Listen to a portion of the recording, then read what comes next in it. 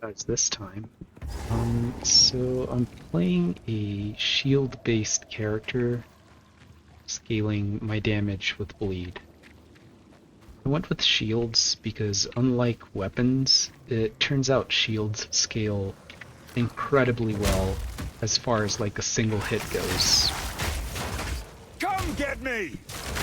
Which is what I want for the kind of gameplay that I'm trying to go for, which is a non-crit, 100% chance to bleed, and then try to kill mobs off of a single blow. And then you have this wonderful thing happen, which I'll get into in a bit. But yeah, I didn't level up this character, I just grabbed a Titan that I had laying around in Standard. Oh, that's just beautiful. And then I respec the character, so I can't really say what the leveling experience would be like. But I don't imagine it would be too different to leveling any other character. Or at least any other attack-based character. The main difference would be that rather than focusing on getting weapons with good physical rolls, you'd focus on getting a shield with a good armor percentage and flat armor rolls. So yeah, you kind of treat your shield as you would your weapon normally, which inherently makes the character a good bit tankier, right? Not that armor is great, but you know, it's better than no armor, that's for sure. And you don't really have to worry about your weapon, like I'm just using a white spear. We'll go into that in a bit as well. I know I've been posting a lot of characters using spears, but this one doesn't really care. Like, it could be a mace. The only reason I'm going for a spear is for Blood Hunt, which makes sense thematically with the character. And once I get to the boss, I guess you'll see why I do so. And, you know, it'll be up to you if you see it as necessary or not, because honestly, you can just use shield charge, and you'll be more than okay.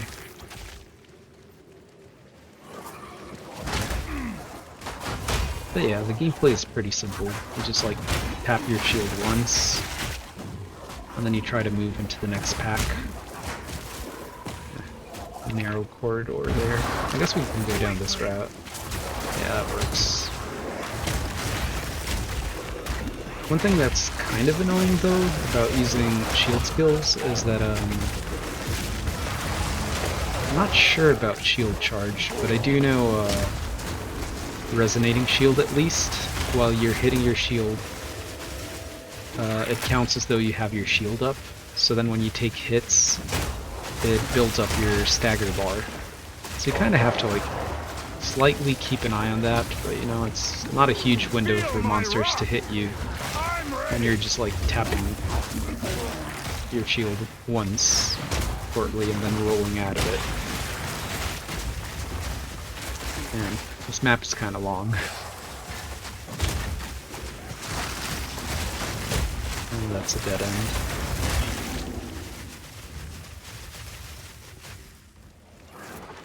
Could get a couple packs without the mini-map on top, so that I can edit my thumbnail.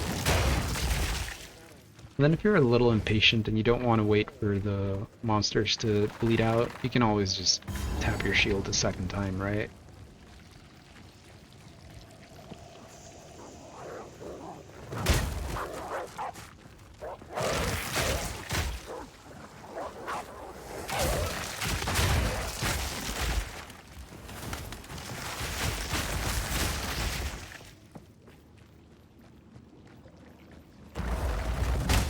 Yeah.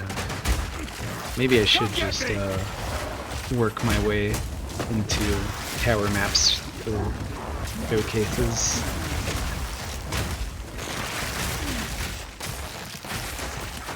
Oh man, it's gonna be a donut, right?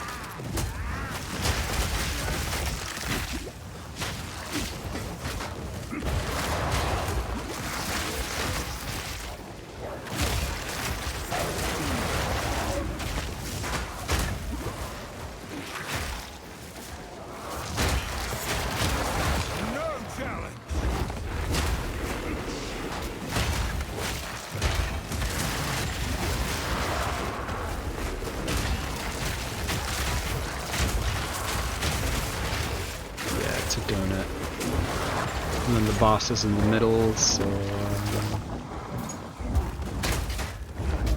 might be right over here.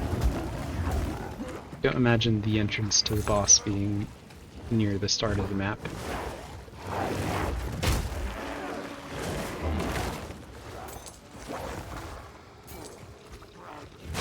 I guess a little backtracking never killed anyone.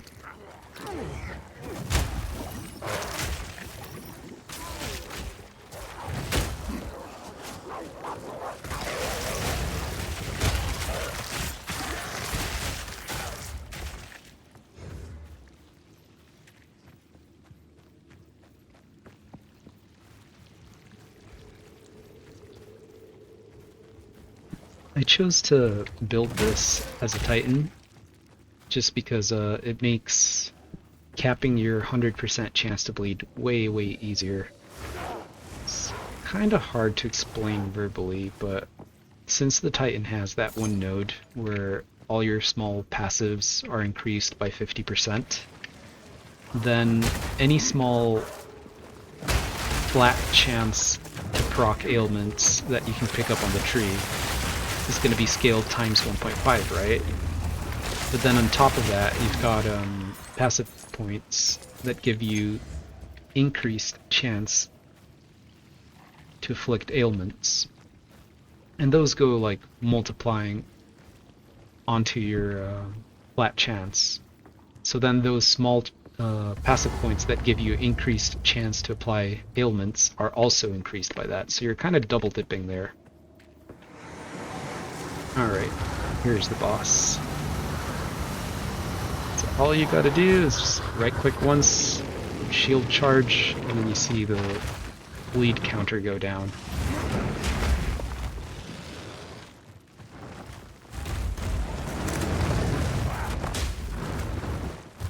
I guess the previous one was a low roll, because the bleed is going way better now.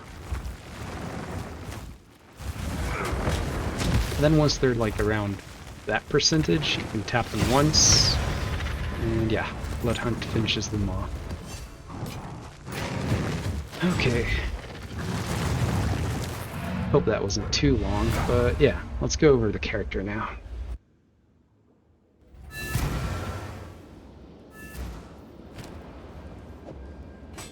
I'll just stash these later.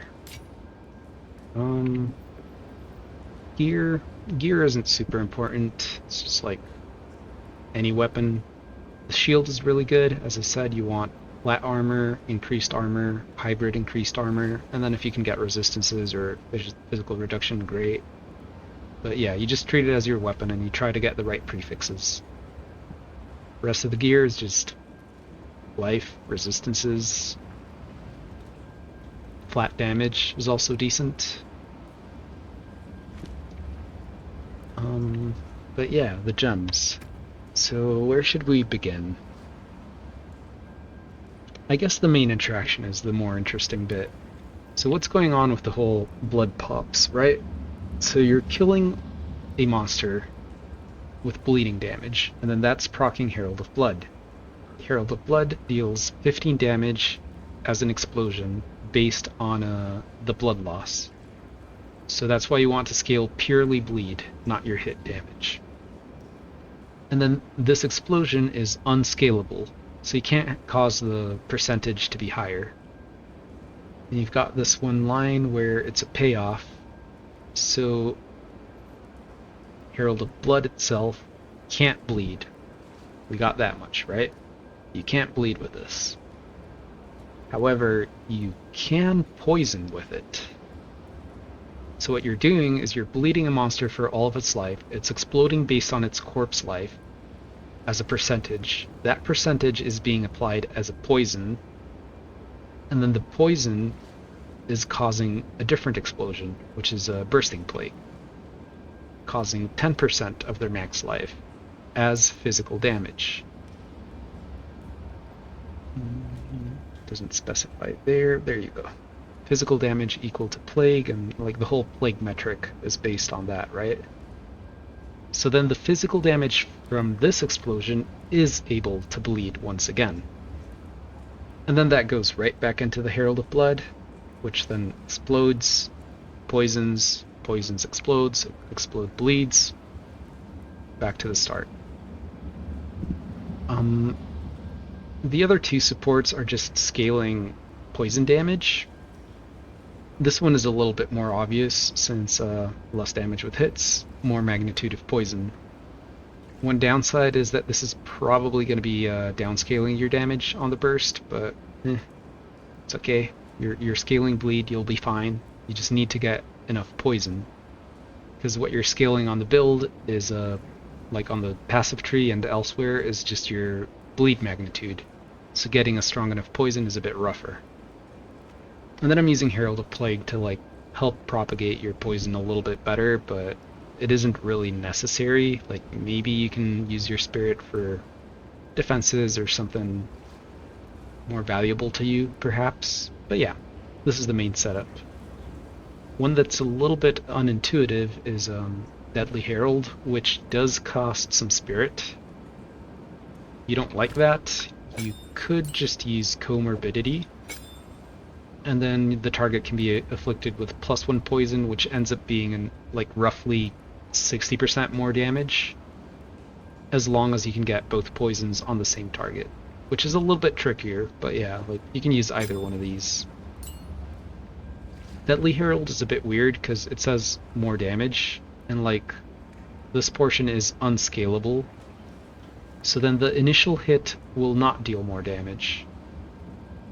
But the poison apparently does deal more damage. Estimated poison damage per second, 343, 529.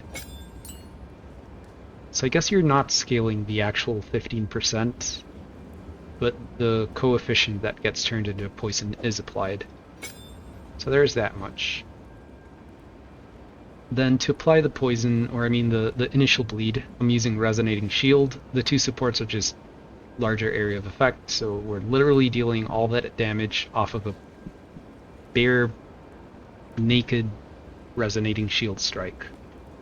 And it's all because of like the flat base that you get from leveling the gem, and then this 6 to 8 per 15 armor, which is why you want to get a shield with a lot of armor. I can't remember the exact maths, but I think if you have something like 1,200-ish armor, then that ends up being as much damage on hit as a Comet, and Comet has a really long casting time. So if you use that as a margin of reference, yeah, like the physical scaling per hit on shield skills is really good. Attack speed and stagger is a different topic, of course. This isn't being used, so let's get that out of the way. And then for single target, we're using shield charge with just close combat, heavy swing, brutality. You could use concentrated effect as well. Like this is just your single target. You just want the stronger the hit, the better.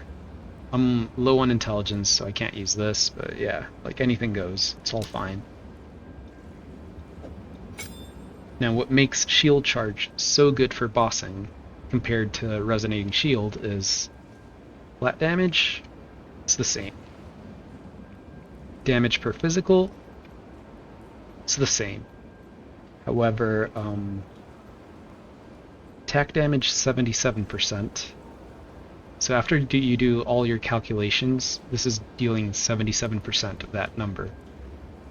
Shield charge, however, sure, 197, substantially stronger. But this is like the monsters that you run through whenever you're charging. But the ones that you actually collide on, the ones that you hit and it stops your movement, 703%. That's insane. That's so much flat damage. But yeah, that's what makes shield charge so good for single target bleed. I might have low rolled on my first shield charge, but yeah, as you can see, like it's just an insane amount of damage. And then like the last bit that I mentioned, you could use a mace if you really want. It doesn't really matter, to be honest. Like you could just shield charge an additional time and you'll be okay. But I'm using a spear just so that I can have access to Blood Hunt. And Blood Hunt has this explosion, which is similar to Herald of Blood, where it deals 25% of consumed blood loss as unscalable physical damage. So if all your damage is bleed, that means that 25% of the entire monster's health bar will be hit from the blood hunt, and the rest would have to be bleeding. So if you treat your bleed as 100, then you go like 125% total, 25% being blood hunt, and 100% being bleed. Then you downscale that to a full 100%. It comes down to being 80% of the monster's life has to be bled, and 20% has to be expelled by a blood hunt. Now the weird bit is it says unscalable, but gain as extra modifiers do apply to this, which is why I'm supporting it with Lightning Infusion and Ambrosia. I'm gonna be honest, I don't remember the maths. It's been a bit since I played this character, but I think it's roughly like 40%. Like the 25% ends up being roughly 40%. So that means it's 140%. 100% is bled, 40% is expelled. And if you downscale that down, it's like roughly 30% of the monster's life will be executed with Blood Hunt, as long as you're dealing 70% of its life as bleed. So yeah, that's a pretty long spiel, but that's why I'm going with spears. Titan, as I mentioned, has this one node where your small passives get bumped up by 50%. And yeah, like that's really amazing if you're scaling both flat chance to bleed. This is normally 5%, but it gets turned into 7% per node. And then if you scale these nodes further on, increased chance to inflict ailments, these are normally 10%, but now they're 15%. So like suddenly, just by getting this small cluster of increase, this small cluster of increase over here, because it's slightly smaller, and then you get like a couple flat chance to bleed from the passive tree, you'll be sitting at a full 100%, even more, 110% chance to bleed.